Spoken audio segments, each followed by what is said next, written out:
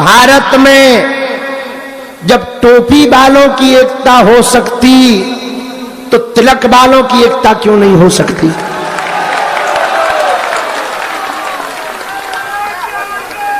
क्या चींटियों की एकता होती कि नहीं होती है? बोलो जोर से। होती है। एक चींटी काऊ को काट ले ज्यादा फर्क नहीं पड़ता, पर 40-50 इकट्ठी आ जाए तो अच्छे खासे हाथ या पांव में हाथी शरीर हो जाता। भाई काशी विश्वनाथ भगवान जय हो। भाई लो, भगवान ने बड़ी कृपा। कौन कौन हिंदू चाहता है कि हमारी कई पीढ़ियां तो क्या अनंत पीढ़ियों तक हमारी हिंदू संस्कृति में कोई दाग धब्बा ना लगे, हमारी परंपरा में धब्बा ना लगे, हमारे समाज में धब्बा ना लगे, परिवार में धब्बा ना लगे? चाहते हो?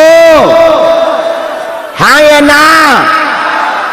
तो पद यात्रा में प्रण ले लो, गांव गांव गली गली में प्रण ले लो। जब तक भारत भेदभाव छुआछूत मुक्त ना हो जाए, जब तक कास्टवाद शून्य ना हो, राष्ट्रवाद प्रबल ना हो, तब तक एक एक घंटा आप सनातन के लिए दीजिए। जिस दिन भारत भेदभाव मुक्त हो जाएगा, जिस दिन भारत छुआछूत मुक्त हो जाएगा, जिस दिन भारत हिंदू राष्ट्र हो जाएगा, उस दिन ही आपकी संस्कृति और आपकी संतति सुरक्षित रह सकती है। कल किसी ने बयान दिया कि बाबा नफरती यात्रा कर रहा है। हम उनको कहेंगे भाई साहब, पहली बात तो तुम कायदे में रहो, दूसरी बात देश को जगाना, अपनी संस्कृति का प्रचार करना, आर्मी को डोनेशन देने की मांग करना, छुआछूत भेदभाव मुक्त भारत को बनाने का संकल्प लेना। यदि नफरत है तो सही क्या है यही बता दे भाई।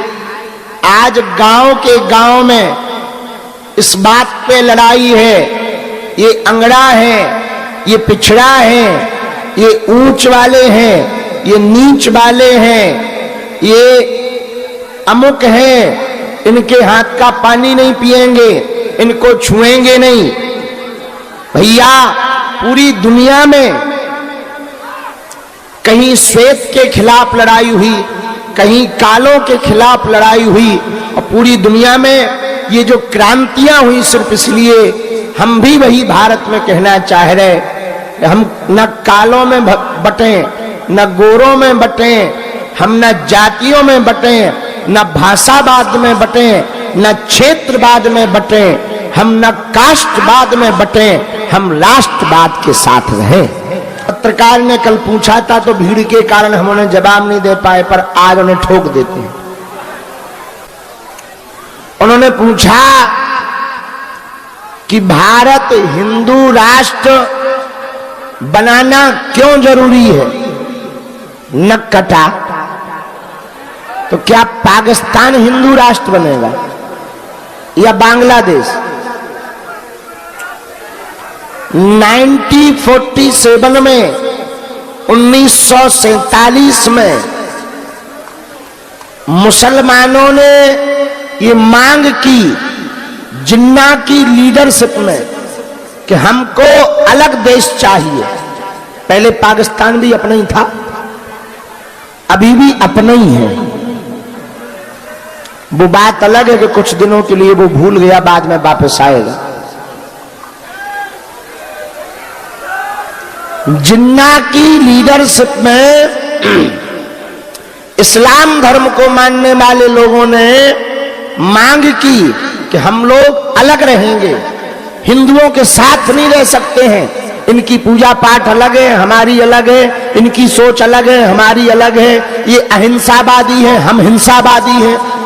हम लोग उनका कहना था कि हम लोग काटने पर भरोसा करते हैं।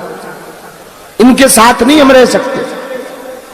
तो उस समय की सरकार ने निर्णय लिया इनका अलग टुकड़ा कर दिया जाए, ताकि भविष्य में बच्चियों की आने वाली जो पीढ़ियां हैं वो आपस में लड़े ना। 47 में जो बंटवारा हुआ आजादी के बाद, एक टुकड़ा बना पाकिस्तान। कोई दिक्कत नहीं, बहुत अच्छी बात है,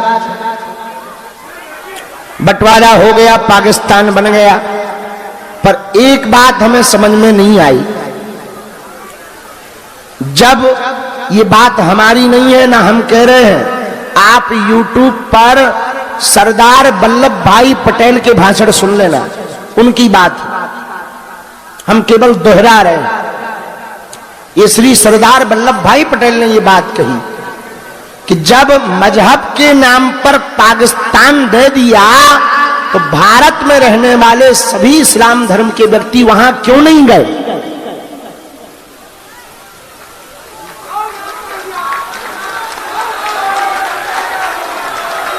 ये बात सरदार वल्लभ भाई पटेल ने कही।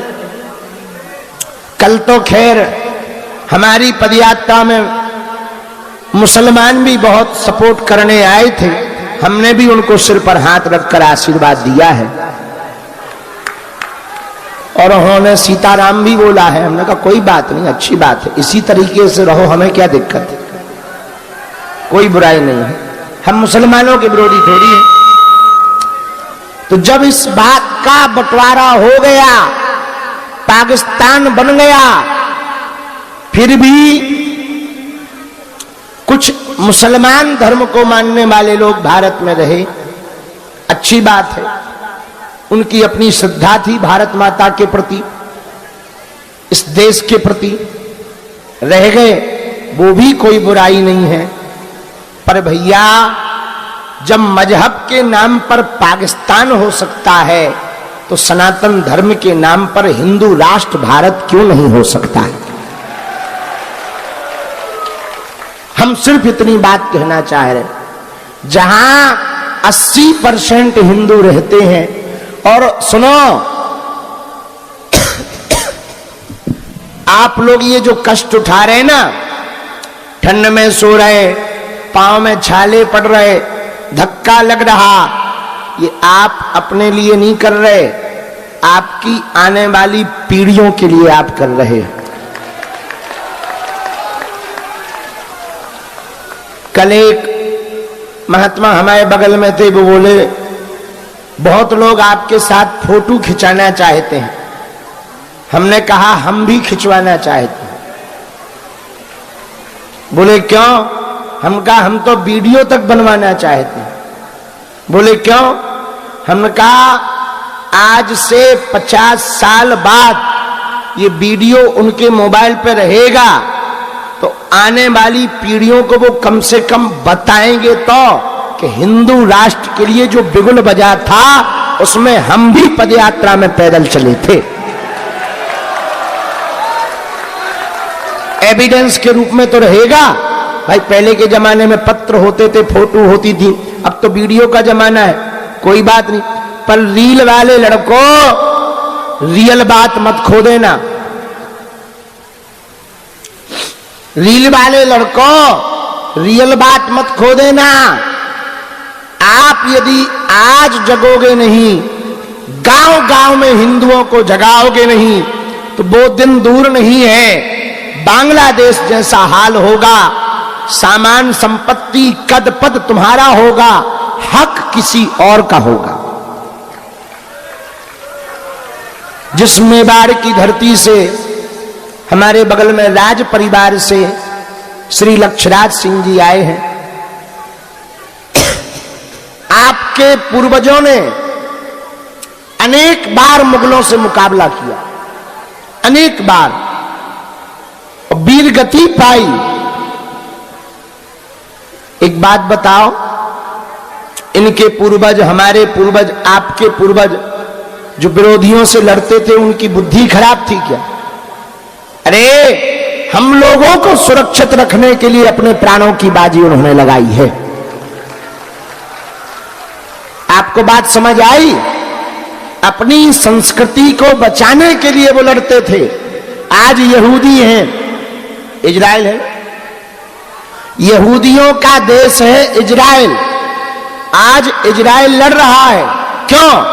अपनी संस्कृति को बचाने के लिए। आज फ्रांस लड़ रहा है, क्यों? अपनी संस्कृति को। इंग्लैंड में अंदर ही अंदर अब वहां के मूल निवासी लड़ रहे, क्यों? अपनी संस्कृति को। हम अभी ऑस्ट्रेलिया गए, ऑस्ट्रेलिया की राजधानी है कैनबरा। कैनबरा में जैसे ही उतरे, वहां के प्रशासनिक अधिकारी, हमें गणमान्य लोग मिले। हमारे साथ जो चेला थे उन्होंने हमको वहां के बारे में दिखाया। ऑस्ट्रेलिया की संसद के सामने एक तंबू लगा था, अंग्रेजी में कुछ लिखा था वीजा वीजा का। तो हमने कहा यहां वीजा बनते हैं क्या, पासपोर्ट मिलता है? बोले नहीं नहीं नहीं, यहाँ के जो मूल निवासी हैं, आदिवासी, वो अंग्रेज जो यहाँ पर आक्रमण करके अपना आधिपत्य जमा लिया, उनके सामने उन्होंने अपना पासपोर्ट का खुद का ऑफिस डाल रखा है। तो हम कहीं ऐसा कब से है? बोले कई सालों से वो लड़ रहे हैं कि पासपोर्ट हमारा तुम नहीं बना सकते, हम बनाएंगे, क्योंकि देश हमारा है, धरती हमारी। यदि राष्ट्रवाद के साथ रहेंगे, राष्ट्र को सर्वोपरि मानेंगे, तो ही अपना भारत समृद्ध हो पाएगा, वरना भारत को कोई बचा। क्या आप लोग चाहते हो भारत गुलाम हो?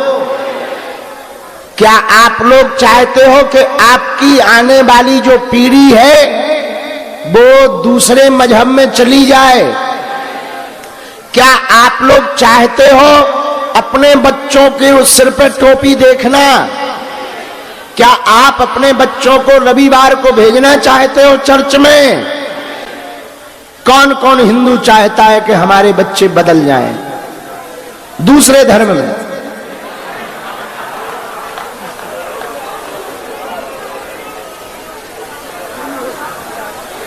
अच्छा, कौन कौन हिंदू चाहता है कि हमारी कई पीढ़ियां तो क्या अनंत पीढ़ियों तक हमारी हिंदू संस्कृति में कोई दाग धब्बा ना लगे, हमारी परंपरा में धब्बा ना लगे, हमारे समाज में धब्बा ना लगे, परिवार में धब्बा ना लगे? चाहते हो? हाँ या ना? तो पदयात्रा में प्रण ले लो, गांव गांव गली गली में प्रण ले लो। जब तक भारत भेदभाव छुआछूत मुक्त ना हो जाए, जब तक कास्टवाद शून्य ना हो, राष्ट्रवाद प्रबल ना हो, तब तक एक एक घंटा आप सनातन के लिए दीजिए।